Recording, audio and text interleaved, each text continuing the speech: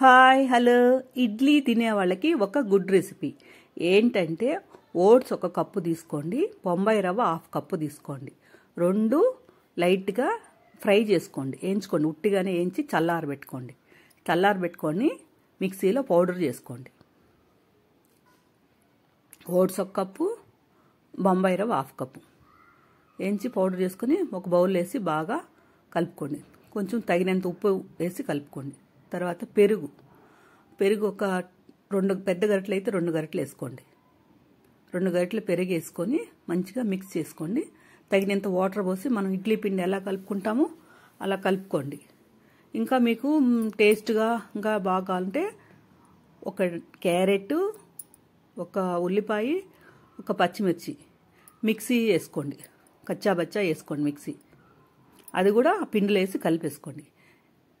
కొంచెం వేస్తే కొంచెం సోడా వేయండి, కొద్దిగా వేయండి సోడా వేసి కలిపేసి ఒక హాఫ్ అన్ అవర్ పక్కన పెట్టేసేయండి. కొంచెం అల్లం కూడా వేసుకోండి, అల్లము కొత్తిమీర కూడా వేసుకోండి, చాలా బాగుంటుంది.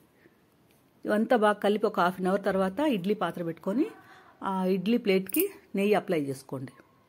అప్లై చేసుకుని కింద డెకరేషన్ కోసము జీడిపప్పు పెట్టాను. మీరు కూడా ఇష్టం ఉంటే జీడిపప్పు పెట్టుకోండి.